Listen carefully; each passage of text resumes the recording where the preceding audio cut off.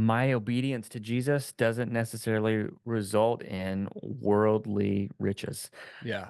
And so, depending on what the valley is, now the reality is that it's not always God taking you out of the valley, but it's almost Jesus being with you in the valley, Yeah. and recognizing that I don't live for the temporary anymore. I now live for the eternal. And Yeah. when I'm living for the eternal, it's like my perspective shifts, right? Paul even said, I know what it is to have a lot, and I know what it is to have a little, and I've learned what it is to be content no matter what my circumstances are. And I Mm. think that's really the life with Jesus is saying, I'm okay. It Yeah. doesn't matter. The stuff around me doesn't matter. In Ecclesiastes, Solomon, who had everything he could possibly want. He had money, he had women, he had power. The big three, he had it all, and he had more than anyone else ever in history. And yet he's like, this is all meaningless. This is all stupid. Hey, this is a quick shout out from one of our awesome sponsors. Check this out. Check out this awesome video on this brand new product called Tornado Wind Turbine. Tornado, foldable micro wind turbine, has a vertical axis of rotation. Battery, generator, and 2 USB chargers are placed in the turbine. Savonius rotor with booster dome, top mounted. Turbine Tornado is compact and can be taken with you on a trip. Assembly and installation take only a few minutes. Tornado captures the wind's power and converts it into electricity. The built-in battery is efficiently charged by the wind. Built-in 12,000 milliamp hours battery is wind charged efficiently. Tornado folds up quickly and easily and charges 2 devices at the same time. Tornado Turbine is your reliable companion. 1/4 inch standard thread allows the use of accessories. Make sure you check out Tornado Wind Turbine on their Indiegogo page in the link below.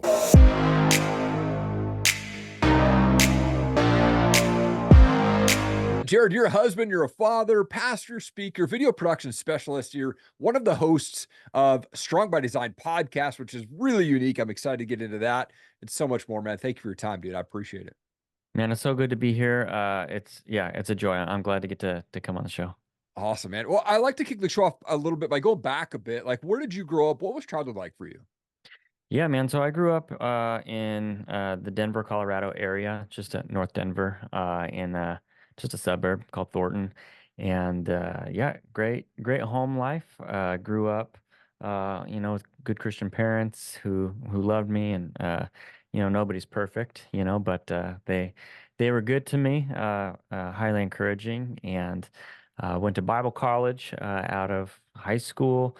Ended up serving at a church in Ireland for a couple of years before I got married. Moved back to Colorado. I was a pastor in Iowa for about 5 years. Pastored back in Colorado again, and now we're doing video stuff down here in close to Tampa, Florida. So Come on. that's kind of the quick paintbrush overview of my journey. So Oh, that's awesome, man. I've been to Colorado a couple times, Denver a few times, and then Golden, Colorado, which was really cool. I was down there yes, just a couple years back, and Golden was such a cool little town, man. Golden's cool. Golden holds the Coors Brewery. So I Yeah. don't know. Did you do the tour? No, I was down there for a work thing. So we did Okay. hike up the hill, I think on one of the hiking trails up there in the middle of the Yep. valley there. But we stayed at I think the Golden Hotel right there on the water, man. Yep. Yeah, it was Yeah, I awesome.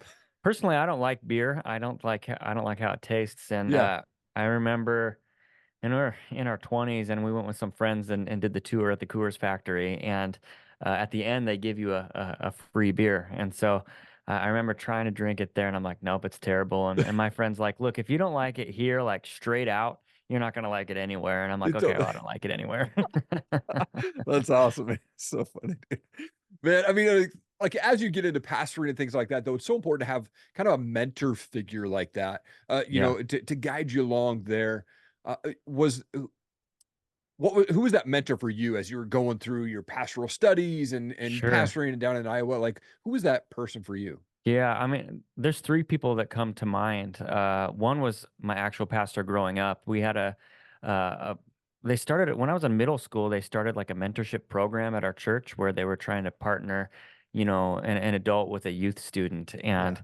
somehow I landed the pastor of the church. I don't know how that happened, but That's I awesome. think he was one of the few that really carried with me all the way through high school and into college a little bit. So certainly he was an important figure in my life. He was a guy who he would take me camping and kind of do a lot of those fun things and taught me a lot of really good spiritual lessons growing up.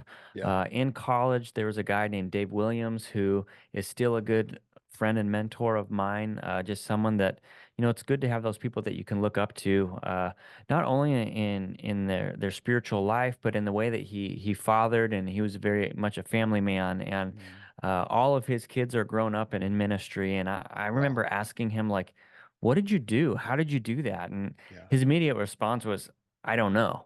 I don't know what we did, you know." Sure. But really, it boiled down to just having healthy relationships with his kids as they grew up. They didn't have to go looking elsewhere to find answers or to find someone that cared and loved them, as they were someone that would encourage them. They enjoyed being at home. They enjoyed being a family. And so, sure, they had friends that were outside the home and things along those lines. They're not like weird recluse people or something like Sure. that, but uh, you know, just being a loving father and Mm. obviously again not perfect by any means, but someone that I continue to look up to today. And there's one other guy. His name is Tony, another family guy who, same thing. His kids are grown up. They're all in ministry, but really his emphasis is in family ministries, which is something that's a passion of mine, is helping to teach and help parents and equip parents to invest in their kids and to train and disciple their own children. And my wife and I, that's our passion, is to help train and equip parents to be able to do that. And so Mm. it's somebody that I continue to connect with on a regular basis uh, to learn and to grow and to emulate. Mm. Man, what a cool thing to have those three men in your life. And Yeah. I think, as me being a first generation Christian, like the Hmm. question that always comes up for me and my wife, she's first generation Christian as well. Is like, how do we first generation Christians raise second generation Christians that didn't Sure. have to go through the adversity and craziness that we Absolutely. went through as kids? And Yep. we just pray over our kids so much. We're like, man, I hope that they turn out good. Like, and Yeah. my wife has very deep, is she homeschools, and Hmm. has the first hour and a half of the day is just her and my kids just deep diving into the Bible. Yep. And it's so good to have her and see her build that foundation with them. But man, that's that question that comes for us. Like, how do we raise these second generation Christians, Yep. We had Sam Sorbo on our podcast, on the Strong by Design podcast, and I mean, her whole deal is homeschool, and everyone should be homeschooling and things like that. And Yeah. although, I mean, we homeschool as well. I don't know that that's like, you got to be faithful to what God's asking you to do. I think that we need to have light in the darkness as well. So I Totally. think that, we don't try to tell people one way or the other. Sam would tell you 100% you should be homeschooling. Yeah. But what was great about it is I actually brought my wife into that podcast because we were just getting started on that journey. Mhm. And it was cool for Sam to say, look, get rid of all, like, when you're starting out homeschooling, just get rid of everything and just read the Bible together. She's Mhm. like, it has literature. I mean, it has poetry in there, for literature. It's teaching your kids how to read. It has history. It has all of these different subjects wrapped into it, and it's just the Bible. And Mhm. so that's my wife did that for a while as well, where she just got rid of everything else, and they just hunkered down and read the Bible together. They would even go to restaurants, and just sit down and eat breakfast together and just open the Bible and read together, and actually had some really cool opportunities to share with people around them. Wow. Like, what are you guys doing? Why are you doing this? And why aren't your kids in school? And, having opportunities for our kids to participate in witnessing to the community around them. Come on. That is Yeah. so cool, man. Yeah. What an awesome opportunity. They'll never forget those experiences, man, Yeah. of going out and witnessing to people. Man, it's so good, dude. I mean, you talk about helping people understand how God wired and designed them to live strong. Can you Yes. deep dive into that a little bit? It's so good, dude. Absolutely. So, we're made in God's image, right? Mhm. And so, as we're made in God's image, we are mind, body, spirit, and we understand the Trinity, Father, Son, Holy Spirit. That it's three parts in one, and it's confusing. But we're confusing, right? We're mind, we're body, and we're spirit. And even our spirit, there's a split between spirit and soul, right? And trying to understand all of those differences. But we believe that God designed us to be strong in all areas of our life. So when it comes to our bodies, right? Our body is a temple, and so we need to take care of it. What does it look like? What are the things that we're eating? What kind of exercises are we doing to make sure that we're maintaining a healthy body? And so we have a guy here. His name's Chris Wilson. I'm one of many hosts on the show, but Chris is a fitness expert, and he's done a lot of courses on how to have a healthy brain and how to keep your brain healthy and active and things along those lines. So he covers a lot of those topics. We have a holistic practitioner. Her name's Tanya Fines, and she talks about nutrition and eating right and having guests on that have different ideologies about how to take care of yourself from a nutritional standpoint. And when they brought me on almost 2.5 years ago now, as a former pastor, and I say former pastor as former pastor in the sense that I was pastoring at a church. I still consider myself a pastor, even though it's not in my job title, right? It's Sure. a gift of the Spirit, Yeah. And so, as a pastor, they said, "Hey, will you help us cover family and spirituality on the podcast?" And so I get to do that. And again, it's all of these areas that God designed these things to work a certain way, and for us to be strong in those areas. And we recognize that it's because of our sinful nature that we fall away from the original design. And so we're just trying to give people tools and thoughts in order to shift ourselves back. It's one thing to say, "Hey, I don't want to sin anymore." But if your whole life is trying to not sin, like, you're setting yourself up for failure, right? It's like sitting in a room with a button that says, "Don't push me." And how long can you resist until curiosity gets the best of you and you push that button, For different people, one person, it's like 5 minutes. For another person, it's 10 years. Eventually, I think if you sit in with temptation long enough, you succumb to it. And so Mm. I hate that idea of that's what it means to follow Jesus, is to not sin. No, that's not. We're free from sin. Like, Yeah. Jesus actually made it so that, okay, now your focus is no longer on sin. Now your focus is on the way that I design things to work and following me. And so Mm. when that, I can shift my focus to, hey, how do I make myself stronger? And how do I train my body? How do I train my mind? And how do I train my spirit to be strong? And it's saying, I want to follow Jesus in all of these areas of my life, Mm. and recognizing that it's actually coming back to how God created me to be, because Jesus said, "I came that you will have life and have it to the full."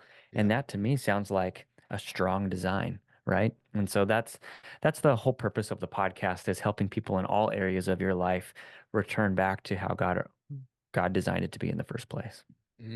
Come on, man. So Yeah. good, dude. So good. Hey, this is a quick shout out from one of our awesome sponsors. Check this out. Thank you to Tracy down at Tranquil Turtle Massage in downtown Coeur d'Alene. Look, my wife and I, we see Tracy and her team every single month for a couples massage, and it is the best thing. Tracy is a master massage specialist and a Hanu Ashiatsu trainer. You need to reach out to Tracy and her team. Make sure that you tell them that I sent you, and you'll get $25 off your next massage. Also, while you're there, check out CDA Brows, Body, and Ink. Make sure to tell Tracy that I sent you, and you'll save $100 on your next tattoo, brows, and plasma tightening services. I saw this thing the other day that talked about, like, people just being in the valley for really long periods of time. They're loving Jesus, they're Christians, but they just feel like they're in this valley. They're not able to get Yeah. out of, like, struggling in multiple areas. Like, what are things that you would tell someone that's in that valley and just kind of going, God, Yeah. when am I going to get this breakthrough? Welcome to the club, man. Right? Hey, welcome to the Christian life. Uh, Right. there's a lot of things out there that tell you, hey, if you do things the right way, you're gonna have whatever you want in this world. Almost like the the rich gospel or whatever it might be. You know what Sure. I'm saying? Yep. Yep. And Yep. the reality is there's a good scripture. I think it's, man, I can't. It's in the Old Testament, but basically God says it it rains on the poor and the rich alike. It Mhm. rains on everybody. And it basically it my obedience to Jesus doesn't necessarily result in worldly riches. Yeah. And so, depending on what the valley is, now the reality is that it's not always God taking you out of the valley, but it's almost Jesus being with you in the valley, Yeah. and recognizing that I don't live for the temporary anymore. I now live for the eternal. And Yeah. when I'm living for the eternal, it's like my perspective shifts, right? Paul even said, I know what it is to have a lot, and I know what it is to have a little, and I've learned what it is to be content no matter what my circumstances are. And I Mm. think that's really the life with Jesus is saying, I'm okay. It Yeah. doesn't matter. The stuff around me doesn't matter. In Ecclesiastes, Solomon, who had everything he could possibly want. He had money, he had women, he had power. The big three, he had it all, and he had more than anyone else ever in history. And yet he's like, this is all meaningless. This is all stupid. Yeah. Apart from God, this is nothing. And Mm. so I think it's that transformation of our mind that Paul talks about in Romans. And it's saying, hey, I'm in the valley, but I want the Holy Spirit to transform my mind for my joy and for Mhm. my contentment to not be based on where I'm at in this valley, but for Yeah. my joy and my contentment to come from the fact that Jesus is in my life and that I'm going to spend eternity with him, and Yeah. that becomes my focus. And that's easier said than done, Sure. right? I mean, we all have, and it's not like you come out of the valley and now life is, roses all the time, right? We Right. we all do this thing, right? Where we're feeling good, or we're in a good space, and then something happens and we fall back into the valley. And so I think that's why it's a daily sacrifice. It's a daily coming to Jesus. It's a daily understanding of, I need you today, Jesus, to get through whatever it is that I'm going through today. And it changes too when we have kids, right? Where all Yeah. of a sudden I'm not just responsible for me anymore. Now I'm responsible for these four other humans and my wife, Yeah. And so to be in a valley in those situations is like, man, my decisions aren't just affecting me, they're affecting my family as well. Mhm. But it's coming back to, okay, who's really your provider? Is it you?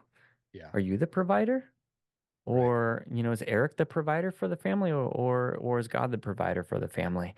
Is he gonna, do you trust him enough to take care of you in those valleys? Hmm.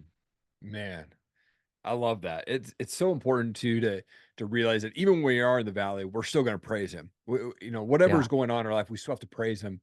And I coach baseball. My son turned 11 at the end of the season this year. And Hmm. this year, we went 5 games and we lost 7. And we had this last like final game that we were coming up to that we had a lot of stuff that had to align in order for us to make the playoffs, right? And Yeah. so we had to win. 2 other teams had to lose. And my son, I remember him coming up to me just before the game and he goes, Dad, win or lose, we're still going to praise Jesus. And I just thought, Yeah. what a cool thing to hear, man. My Yeah. son like encouraged us before the game started. Yep. It's Yep. so good, man. Even when something might not work out how we wanted to, man, we still got Yeah. to just praise him, man. It's Yeah. so good. Yeah. And for them to get it, right? Like Yeah. that's such a cool moment when our kids say something that you go, man, they're speaking that, they're not just repeating what I've said. Like you can tell they actually understand what they're saying and why they're Yeah. saying it. It's so Yeah. cool. Yeah. Man. And I mean, being in your role as a podcaster, as a dad, and doing your kind of family life there, like what's that daily morning like routine? And I'm sure it changes having a family. I know it does for me, but like what's the daily routine for you to draw close to Jesus to kind of set that day right for you? Yeah, the goal is just to get into the word and pray for a little bit every day, Mhm. whatever that looks like. I actually started doing something recently. It's one of the worship leaders at our church. I was just talking with him about journaling, and journaling is like something that I hadn't done Mm. very much, Yeah. but created this. I'm just gonna hold it up here. Yeah. It's kind of, I don't even know if you can Oh, it see looks it, great. Yeah. but basically, this is every day of the week, or, Mhm. or of the month, I'm sorry. And every day, um, I have three goals of things that I'm trying to do. And it's actually three actionables to complete a goal. So my goal is I want to be the spiritual leader in my home. Mm. That's the ultimate goal. Okay, what does that look like? And so I came up with three actionables of things that I want to try to pursue every single day in order to lead my family well. Mm. So one is I want to pray with my wife at least once a day. Another one is I want to speak a word of encouragement to somebody in my family. It doesn't have to be everybody, but at least one person. I want to speak life into them somehow. Wow. And then the last one uh, is to do some sort of family spiritual discipline once a day with everybody as a family. So that's, hey, I'm going to read a psalm to them, or hey, we're going to sing a worship song together, or hey, we're going to listen to uh, Adventures in Odyssey together, or right now The Chosen is releasing season 4 every Sunday and Thursday. So Wow. that's become our spiritual discipline that day is, hey, we're going to sit down and we're going to watch The Chosen together, and then talk about it afterwards. So it looks different, every day, but it's something that I wanted those things that I can be intentional about, and then I can go back and look and see, hey, did I do it or did I not do it? Yeah. And then I have green, blue, and red. So green means, hey, my soul is awesome. It's doing really well today. If it's blue, it's normal. It's a normal day, whatever. And if it's red, it's not doing good. And then at the end of the month, I can go back and assess, okay, what worked, what didn't work, am I accomplishing my goal, do I feel like we're gaining traction by doing these actionables? Do I see myself as a spiritual leader? Do my kids and my wife see me as a spiritual leader? Or are these tasks not actually accomplishing the goal that I want them to? Are they just tasks? Because I don't want to do something just to do it. I want to know that it's actually having an effect towards what I want, which is I want my family to grow closer to Jesus, Mm. ultimately. And so, anyway, this is my first month doing it, but I'm excited about it. I have on here too, like on this little section right here, I Yeah. have my 3 actionables. So if it's filled in, it means that I did it. If it's an X, it means I didn't do it. So if at the end of the month I go, hey, I don't feel like my family's getting closer to Jesus, but then I look at my actionables and I go, well, I didn't actually do any of the things that I said I wanted to set out to do. Wow. Well, hey, maybe that's probably the reason that you're not getting where you want to get to. Man, that is such a cool system that you've put into play. And gosh, I need to be better at journaling for sure. And I like have notebooks upon notebooks upon notebooks that I'm like, Yeah. all right, I'm going to start journaling Yep. today. And then like, Yeah. I get busy and It, distracted, man. and So what makes this great is it's like uh, I just have it's not like writing a bunch of stuff. I just have this section over here is just my thought for the day. yeah. Like what's my thought for the what is it that I feel like God was trying to speak to me today? Mm, And it's just one little, one is uh I'll just for leading my wife. So my wife is she's very headstrong and she's very passionate. mm, And the Holy Spirit told me this month, you can't put Christiana in a box. If you mm, put her in a box and you try to lead her into a box, she's gonna buck every time. yeah. And there was actually this video that went out a week or two ago, and it was a bull at a rodeo that got out of the. I don't know if you saw that. Yeah. I was out in Uh, Oregon. yeah, out in Oregon, he got out and he started like smashing people at like the line to get Crazy. food and stuff like that, Yeah. And God gave me that image of her where like if you try to contain her, she's just gonna do everything she can to get out, and she's gonna be angry that you boxed her in. He Right. said, instead, usher her where she needs to go and then release her to the pasture to just be Wow. free. Um, but she needs to know where to go. Sure. So you're leading her where to go and then releasing her, as Hmm. opposed to putting her in a box and saying, this is where you need to play. Hmm. And I mentioned this to her and she's like, yes, thank you. And it's a Yeah. different way it's leading her the way she needs to be led. Yeah. It's still spiritual leadership. But it's also trusting her relationship with God and things along. So anyway, that's just one thing that came out of this. And so I just wrote down my thought for that day was, don't put Christiana in a box. And that's it. It doesn't have to be this long, written out, drawn out journaling thing. It's just your thought for the day, Yeah. to where you can go back and review and see, okay, where was God at work in my life? And am I doing the thing that I set out to do? Mm, man. So I can't take credit for this, by the way. Crazy Bottom. That's who you. He's the one Okay. who, because he was doing it first, and I'm like, that's awesome. I Yeah. want to do that, and so I started So doing cool. it. This is my first month. It's my first go at it. So Come on. Well, you're doing an awesome job there. I mean, you and your wife, you've been married for over 15 years. yep. Like for folks that are kind of thinking about getting married or early engaged, they're like, what advice hmm do you give them to kind of set that marriage right with, and have that God-driven marriage? Yeah, man, it's tough. Know that it's not always going to be easy. Yeah. I think that whether you had a good Christian home or you had a traumatic home experience, there nobody was perfect. And so I think having either a good mentor or even a good Christian counselor that can help you break down and understand who you are, how you communicate, and how you can best communicate with your spouse. I think the like communication is huge, and a Hmm. lot of times we think that we're good communicators, but we're actually not because Yeah. we're communicating in a language that we understand, but they don't understand. Hmm. And so you have to learn to talk to your spouse in a way that they understand what you're saying.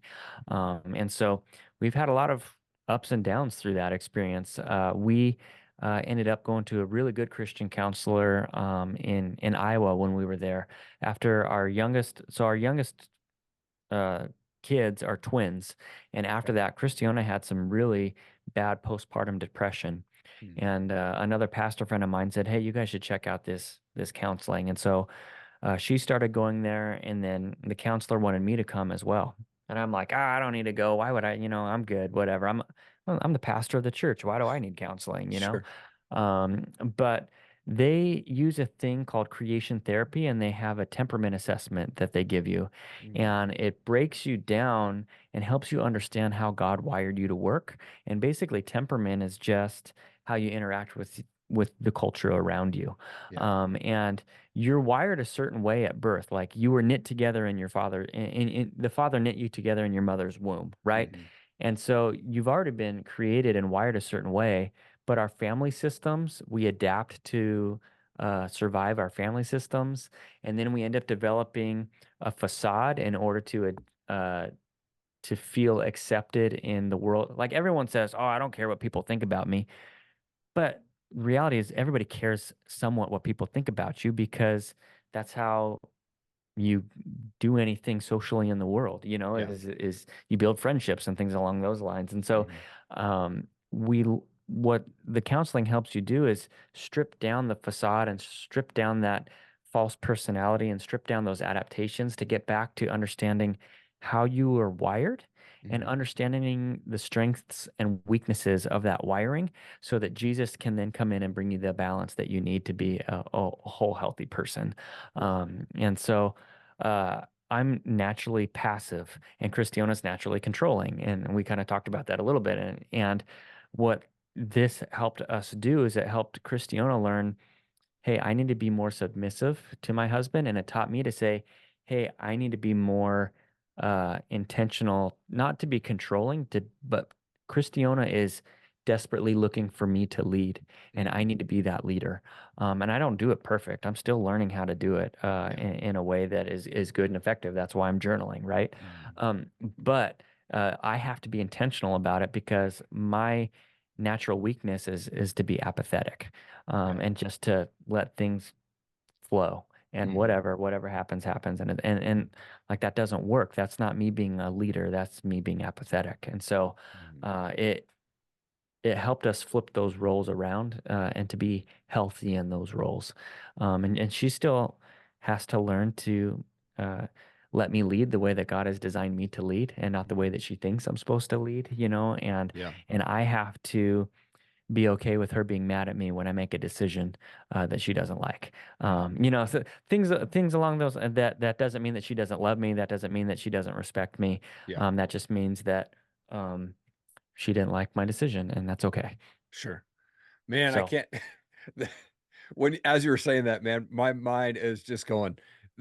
I was almost like listening to myself and my wife talk because yeah, we have such similar conversations around, yes, like communication. My communication is much different than my wife. yep, I'm much more passive, like go with the flow, kind of like, yeah, whatever happens, right? Like, hmm my wife says, you talk for a living. You literally are a podcaster and you do sales and you do all this stuff. And then you come home and you're like, you don't know how to talk, you don't know how to communicate. And it's yep, so true. Like yep, that's one thing that I'm working on. Like I need to be better at my communication, yeah, right?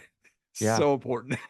Something that's really helped me at home is seeing, like, stepping into that role as priest of the home and not calling myself a priest, but calling myself pastor of the home. Yeah. So if I was pastoring, like, Christiane was like, why do you care?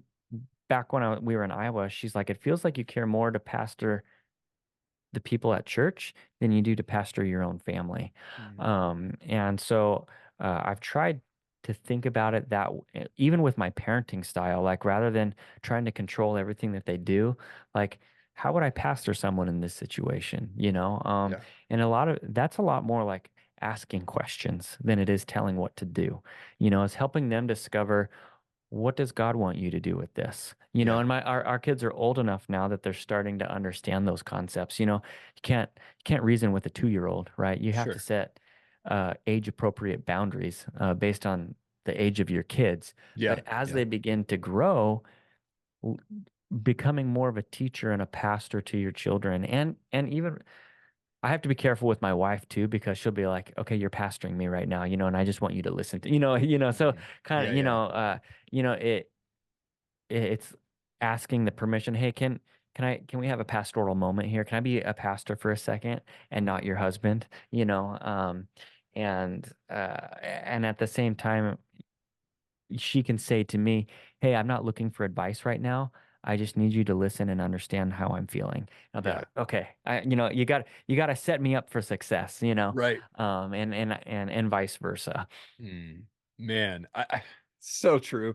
I saw something online and I've kind of like tried to adopt it. A lot of times is when my wife is, flustered with something or whatnot, like I need to ask that question, like, do you need me to listen or do you need me to take some action? Yeah. Right. And then if it's just listen, then I need to just shut up and not Yep. give advice, right? Like Hmm. just sit there and Hmm. and listen and let her kind of explain and what's going Yep. on, and then offer maybe something just of loving encouragement, but no Yeah. advice, right? So, Hmm. man, Just so good. being heard and understanding. Uh, yeah, I can totally, like, I feel you. You Yeah, know, yeah, a lot of times that's all she's looking for. yep, I'm not stupid. I know how to, problem solve and stuff. I'm not looking for that. I need you to know. Yeah, I just need you to be with me. yeah. That ministry of presence. Yes, man, Hmm. so good. Man, I love to finish the show with just something like, what are you excited about right now? Like, what's happening in your life, or what's coming up new soon that you're Yeah. just like, man, I'm fired up for this. So God is calling my wife and I to start our own ministry called Spirit-Led Family, Mm, which is where we're not reinventing the wheel by any means, and it's not like a weird like Pentecostal charismatic experience. And I think the word spirit-led can lead to different connotations. sure. We're not putting our hands on our kids and throwing them through the wall or anything like that. Yeah. But it's all about as we look around our world today. Uh, I'm convinced that revival in our country is going to start in the home. It's not Mm, going to start at a fancy worship service. It's not yeah. going to start, the Holy Spirit outpouring in Tennessee or something. You know what I mean? I think Yeah. that it's something that it's going to happen uh, as parents start taking the discipleship of their children seriously. Mhm. But that's scary for a lot of people, and the church has made it easy for parents to go, "Oh, I don't have to disciple my kids. I can just send them to youth group and they'll take care of it for me," Yeah. which is not how God designed family to Yep. work. Totally. And so we want to take the fear out of parents and say, "Hey, here's some easy, practical things that you can do to teach your kids to have a relationship with Jesus and to hear God's voice and to follow Him on their own." Mhm. And here are things that you guys can do together as a family to make that happen. And it's all about priorities, right? Like Yeah. if sports are your priorities, you stop going to youth group, you stop going to church, you stop doing all of these things in order to go to those tournaments because that becomes your priority. It's a huge undertaking. Youth sports are crazy how they take over people's lives. Nuts. Yeah. People make it their priority, Yeah. and so they shift everything else around in their life to make that happen. Mhm. I believe that's how our spiritual lives with our families should be. We should be shifting everything else around to make God the focus of our home. Yeah. And we teach. Jesus said, "You will be my witnesses in Judea, Samaria, and the ends of the earth." And so I always say, I want my family to be a witness in our home, in our neighborhood, and in our community. Mhm. But it starts in the home, and it starts with me, the dad. It starts with us, the parents, saying, "Okay, I have to follow Jesus first so that then I can teach my kids how to do that. So we're building out this curriculum that's going to be it'll be like an online course that people can go through. Cool. It'll hopefully have some like coaching aspects to it. Hopefully it'll open up some opportunities for us to go and share and speak and walk with people. The other piece of it is my wife is getting certified to be able to give that temperament test, so that we can actually help parents and their kids know their temperaments and know how God wired them. We can do that initial consultation with them to teach them about their temperament. And then if they want to go deeper, we can hand them off to Inside Out Christian Counseling so that they can go deeper into that counseling process. So it's really practical tools in order to equip parents to disciple and train their kids to follow Jesus. Like if my kids are following Jesus after they leave the house, like that's my only goal. Mhm. That's all I really care about. Yeah. I want them to be smart. I want them to make good decisions. But like we're only here on Earth for a blink of an eye. Nobody's Totally. gonna care about me when I'm dead. Yeah. Honestly, I'm grateful for the invention of the light bulb, but I don't wake up every day and think about how amazing Thomas Edison was. Right. I know Yeah. the name, but I don't know who he was. I don't know his character. I don't know if he was a fun guy to hang out with. None of that stuff. Right. And nobody cares. Like Yeah. all I care about is when I flip the switch. If I flip my switch on and the light doesn't come on, I'm not like, Thomas Edison. I'm like, all right, I gotta look up.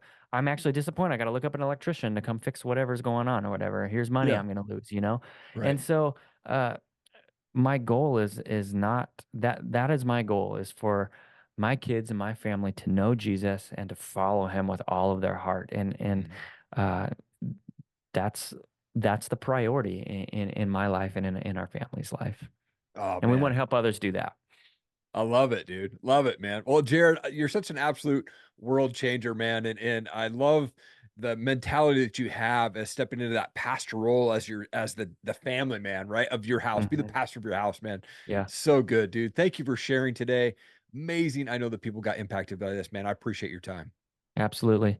Yeah, please make sure to go check out strongbydesign.com and check out our podcast, and lots of good guests on there, lots of good information. Just know that it's going to be a roller coaster ride of the content that you get. Yeah. You'll be learning about spiritual rest and then menopause. So, you never Come know on. what you're going to get, but it's good. So make sure to check out the episode titles and skip around and find stuff that you want to hear. Absolutely. It's such a great podcast. People need to be listening to it. And I'll make sure I put those links down below. Hey, if you've ever thought about starting a podcast but unsure where to go, you need to go check out erikallenmedia.com. Click on the resources tab there. I will walk you through how to start, launch, and run a podcast. I've recorded over 500 interviews since 2017, and I want to help you launch your podcast. Make sure that you hit that subscribe button so you catch every show when I drop them. Thanks again. Keep changing the world.